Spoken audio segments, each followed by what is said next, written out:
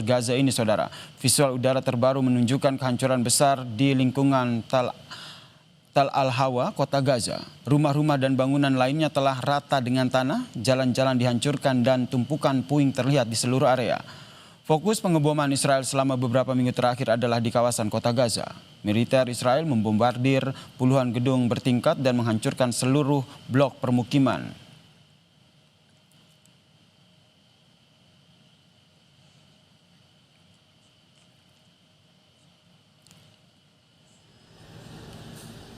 Truk-truk bantuan kemanusiaan, saudara, mulai bergerak memasuki jalur Gaza menyusul fase pertama perjanjian gencatan senjata Hamas Israel.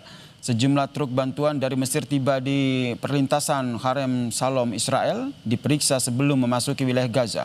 Truk-truk ini membawa bantuan pasokan medis, tenda, selimut, makanan dan juga bahan bakar. Diperkirakan ada sekitar 600 truk bantuan yang akan memasuki Gaza pada hari Minggu. Jumlah ini, saudara, sesuai dengan kesepakatan gencatan senjata Israel-Hamas.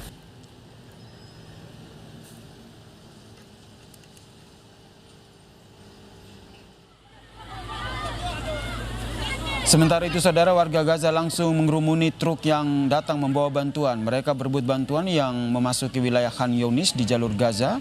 Puluhan pemuda dan anak-anak menyerbu dan memanjat ke atas truk berebut bantuan logistik. Kejadian ini usai perjanjian gencatan senjata Israel-Hamas disepakati, yang diantaranya mencakup kepastian aliran bantuan kemanusiaan tanpa hambatan ke jalur Gaza. Kita bahas upaya menciptakan perdamaian di Gaza Palestina melalui KTT Perdamaian Konflik Gaza bersama dengan pakar hubungan internasional dari Universitas Padjadjaran, Mas Tengku Rejasa. Selamat petang, Mas Reza. Selamat petang, salam Indonesia. Kalau kita lihat ini Presiden Prabowo sudah tiba di Mesir dan akan menghadiri KTT Perdamaian. Menurut Anda, keberadaan Prabowo apakah ini menegaskan bahwa Indonesia seberpengaruh itu dalam menciptakan perdamaian di Gaza? Ya, kredibilitas Pak Prabowo kan sudah terbukti kan pada saat sidang di Majelis Umum beberapa waktu silam. Di mana statement beliau itu sangat tegas, sangat terukur, dan bahkan beliau mengatakan akan siap menurunkan 20.000 putra dan putri Indonesia untuk turut membantu perdamaian di Palestina ini.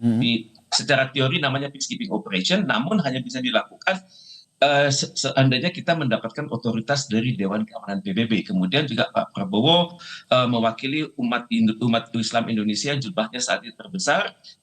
Kita hanya bersaing dengan India, dengan Pakistan, tapi sampai tahun 2025 ke depan jumlah masyarakat Islam Indonesia termasuk secara persentase terbesar di tingkat dunia. Tentunya kita akan datang dengan ide, ya, bukan hanya datang untuk memenuhi panggilan, tidak. Kita harus datang dengan riset, misalnya bagaimana persetujuan antara tokoh-tokoh yang menjadi panitianya itu. Panitianya ini kan Donald Trump dan Presiden Mesir Abdel Fattah El-Sisi.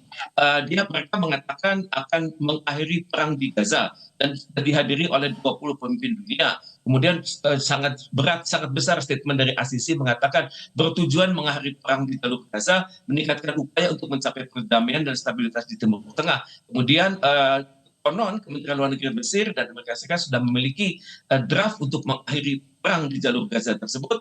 Kemudian tapi sayangnya pemerintah Mesir sendiri ada keraguan. Di sana dikatakan bahwa KTT tersebut bertujuan untuk meresmikan babak baru perdamaian dan keamanan dan meringankan penderitaan rakyat. Yang kita perlukan bukan meringankan penderitaan rakyat, tapi mengakhiri selama-lamanya penderitaan rakyat tersebut. Itu yang patut kita simak, ya. Mas Reza, jadi menurut Anda masih ada kekhawatiran dari beberapa negara, mungkin dari Timur Tengah juga, bahwa nanti gencatan senjata atau perdamaian di Gaza ini tidak akan berlangsung permanen. Meskipun tadi ada wawancara yang disampaikan oleh Donald Trump bahwa perang di Gaza ini sudah berakhir dan ia menjamin bahwa akan berlangsung lama. Trump boleh bicara di Israel, Trump boleh berbicara di depan keluarga besar para sandera. Tapi statement Trump ini akan baru benar-benar berarti kalau Israel juga mengemukakan hal yang sama. Netanyahu belum mengatakan itu perang berakhir. Netanyahu belum berbicara di istananya. Netanyahu belum berbicara di Knesset. Jadi ini persis seperti statement dari kalangan oposisi di parlemen Inggris. Misalnya Dame Priti Patel beliau mengatakan kunjungan Perdana Menteri Inggris ke KTT di Sharm El Sheikh hanya sebatas berfoto bersama para pemimpin dunia yang lain, sementara Inggris sendiri tidak memiliki peran dalam seluruh proses yang terjadi.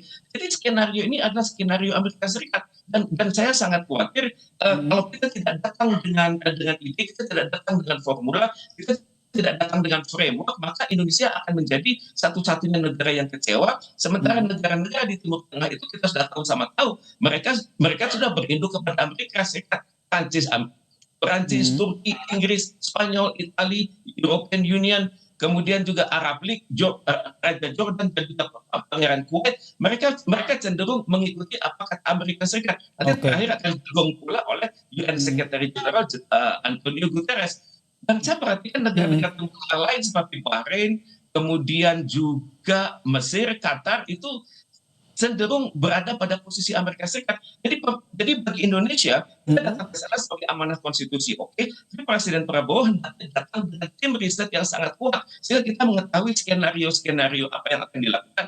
Karena masih banyak kata-kata kunci yang tidak jelas. Oke, jadi menurut Anda, Mas Reza, jadi menurut Anda apa yang harus dilakukan oleh Indonesia dan juga negara-negara di dunia yang memang sudah menginginkan perdamaian di Gaza agar penandatanganan di KTT perdamaian di Gaza ini tidak sementara namun permanen? Untuk itu pertama harus ada jaminan dari Israel dan Amerika Serikat, mereka akan menyetujui sepenuhnya hasil dari pertemuan tersebut. Itu yang pertama. Kemudian juga pertemuan tersebut harus memiliki kesiapan mental dari negara-negara lain untuk tidak asal ngomong, karena kita berhadapan dengan suatu potensi punahnya sebuah peradaban dunia. Kemudian kata-kata kunci yang digunakan, gencatan senjata. Apa arti gencatan senjata? Apa gencatan senjata itu artinya yang berada di darat, tapi juga komando udara akan juga berhenti. Kemudian ada statement lain, pergantian tawanan. Karena kalau berbicara soal pergantian tawanan itu ada jumlah yang belum fix. Misalnya apakah benar 20 sandera Israel itu masih hidup dan 28 sandera itu sudah meninggal, dan apakah benar Palestina akan menerima 250 tawanan dan 1.700 masih dalam proses hukum itu akan juga dibebaskan pada saat yang berbarengan. Ini adalah hal-hal detail yang harus kita perhatikan sejak dini. Bukan tata kelola Gaza. Apa yang maksud dengan tata kelola Gaza? Apakah sama dengan tata kelola versi Israel, versi kalangan Palestina, atau versi PBB? Indonesia kita datang dengan ide, sehingga pada saat terjadinya deadlock ya, itu kita bisa memberikan suatu formula yang benar-benar dapat dipertanggungjawabkan. Oke, harapannya tidak deadlock dan benar-benar perdamaian di Gaza ini terrealisasi, karena kalau Indonesia sendiri dari Presiden Prabowo sendiri kan juga sudah menyatakan bahwa akan mengirim 20.000 pasukan di Gaza. Menurut Anda pelaksanaan dari janji pengiriman 20.000 pasukan ke Gaza ini akan seperti apa terrealisasinya? Saya pikir kita selama ini selalu berbicara dengan bukti, bukan janji. Kalau Pak Prabowo mengatakan 20.000 pasukan Indonesia sudah siap, saya pikir sebenarnya 25.000 itu sudah siap, dan 20.000 ini sedang dilatih terus-menerus di kawasan Sentul. Dan di kawasan Sentul ini bukan hanya latihan militer, tapi juga namanya 7-in-1. Itu ada pusat misi pemeliharaan perdamaian, ada pusat pasukan siaga TNI, ada pusat pelatihan dan penanggulangan terorisme, deradikalisasi, ada pusat pendidikan dan pelatihan penanggulangan bencana, dan pusat pengembangan strategi dan diplomasi kebahasaan. Kita sudah siap dengan satu paket pasukan perdamaian yang bukan hanya berurusan dengan hal-hal kemiliteran, tapi juga dengan hal-hal lain, hal-hal komunikasi, hal-hal kesejahteraan sosial, hal-hal dukungan psikologis, dan juga hal-hal konflik dalam hal terjadinya konflik horizontal di kalangan masyarakat Palestina. Secara sejarah kontingen Indonesia adalah kontingen yang ditunggu oleh masyarakat yang sedang dilanda konflik. Jadi menurut Anda selain merealisasikan janji pengiriman 20.000 pasukan, apalagi yang harus dilakukan oleh Presiden Prabowo agar peran Indonesia di KTT perdamaian Gaza ini betul-betul memperkuat posisi Indonesia di dunia internasional? Pertama harus ada rule of engagement, bagaimana hubungan Indonesia dengan masyarakat di Palestina nanti. Kemudian juga ada rule of engagement, bagaimana hubungan Indonesia dengan Israel di tingkat lapangan. Karena secara diplomatik tidak ada hubungan, tapi tentunya hubungan ini bisa difasilitasi oleh United Nations Security Council. Dan untuk itu harus ada rule of engagement. Misalnya kedatangan pasukan Indonesia itu tidak ditafsirkan oleh pasukan Israel sebagai berpihak. Kita tidak boleh dijadikan sasaran tembak oleh pasukan Israel. Kita harus memperhatikan komunikasi apa yang akan dilakukan di lapangan antar gugus tugas peacekeeping operation Indonesia. Kemudian bahasa-bahasa sandi apa yang boleh dan tidak boleh. Kemudian boleh tidaknya menggunakan fasilitas satelit. Kemudian bagaimana LO kita.